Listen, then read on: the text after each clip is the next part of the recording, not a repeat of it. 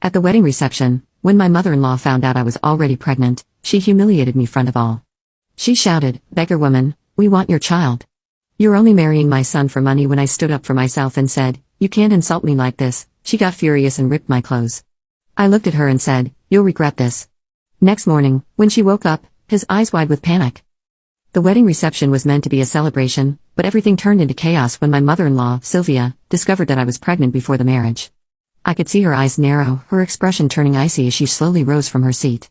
Suddenly, in a flash of rage, she marched over to me, and in front of all our guests, she didn't just raise her voice. She grabbed the neckline of my dress and with a swift motion, tore it apart. Gasps filled the room, the murmurs of shock spreading like wildfire. I stood there, frozen, humiliated beyond words, as the sound of fabric ripping echoed around us. In that moment, everyone expected my husband to step in, to defend me, to show that I belonged to his family despite his mother's wrath. But he didn't. He stood there, looking at me, his face devoid of any emotion. Not a word of support, not a gesture of reassurance.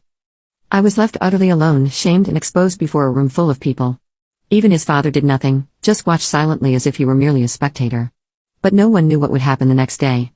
A storm was coming, and I was ready to fight. My name is Hannah, and I want to tell you my story. It's a story filled with heartbreak and betrayal, but also hope and finding the strength I never knew I had. Growing up wasn't easy for me. I was raised by my grandparents who took me in after my parents passed away. They did the best they could, but we never had much. I learned early on that life wasn't fair and that I had to fight for everything I wanted. I focused on my studies, determined to build a life for myself. Instead of becoming an accountant like I had once dreamed, I ended up pursuing a career as a software developer, hoping that the field would give me the financial security I longed for. By my late 20s, I had finally landed a good job at a tech firm in a small town in Ohio, thinking that I was on my way to building a stable future. That's when I met Robert Hastings, a man who seemed like everything I had ever hoped for. He was handsome, confident, and came from a well-to-do family that owned several businesses. Our romance was fast and passionate, and it wasn't long before I found myself swept off my feet, believing I had finally found a place where I belonged. Everything changed when I discovered I was pregnant. I was terrified yet excited and thought Robert would feel the same.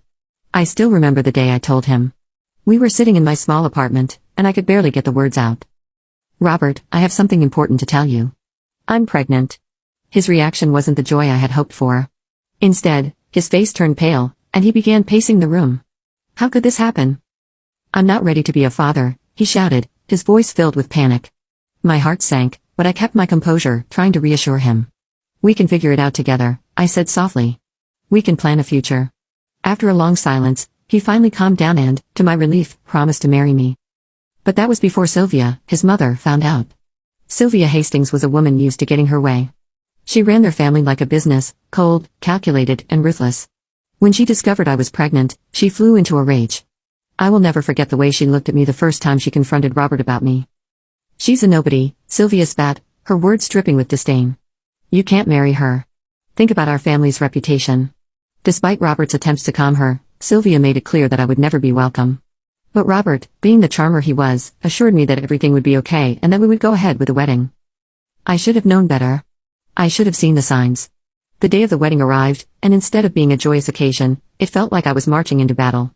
The wedding ceremony went smoothly enough, but at the reception, the truth came out. As we stood there greeting our guests, Sylvia's icy gaze fell on me. I barely had time to react before she stepped forward and tore my dress apart, shouting, "You think you can trap my son of this baby? You will never be part of this family." The silence that followed was deafening.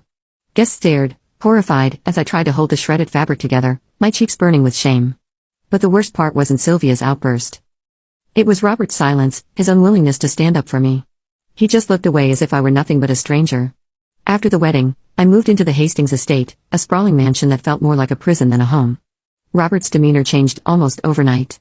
He became distant, hiding behind the pressures of his family's expectations. Sylvia's cruelty only intensified.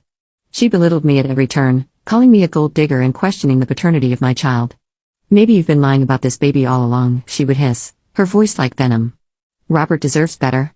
Each day, I felt more isolated, but I stayed, believing that I could make this work, that somehow Robert would change. It wasn't until I gave birth to my son Jacob that I realized how trapped I truly was.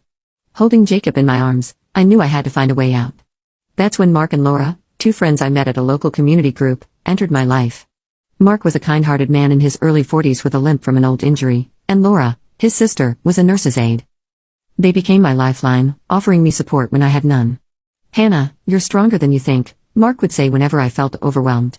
"You can build your own family. You don't need to rely on them." Their words gave me hope, and I began to imagine a life where I wasn't under Sylvia's thumb. But just when I thought I could start to rebuild, Sylvia escalated her attacks. One evening, I overheard her telling Robert, "You need to put your foot down, or you'll lose everything. She'll take this baby and ruin your life." Robert's reply stunned me. "I don't know what to do, Mom," she says. "Mother, what am I supposed to do?" I knew then that I had to protect Jacob. If I didn't act, Sylvia would take everything from me.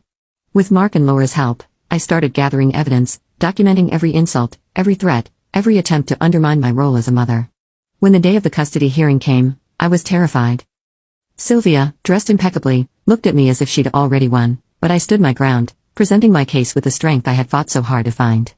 When the judge announced his decision, granting me full custody of Jacob, I felt the chains finally break. "This isn't over, Hannah," Sylvia snarled as we left the courtroom. "Maybe not," I replied, holding my son close, "but I will always fight for him." In the months that followed, I began to rebuild my life. I found a small house, filled it with laughter and love, and watched as Jacob grew stronger every day. With Mark and Laura by my side, I created a new family, one built on support and trust. I was no longer just surviving, I was thriving. And for the first time, I felt truly free. Sylvia may have tried to destroy me, but she underestimated one thing: I'm a fighter, and I will always protect what's mine. But Sylvia's threats were far from empty. Even though I won custody of Jacob, I knew she wouldn't let me live in peace. For weeks, there were rumors and whispers, people telling me that she was looking for ways to undermine the court's decision. "She's not going to give up," Mark warned me one day over coffee. His brow was furrowed, and I could see the worry etched across his face.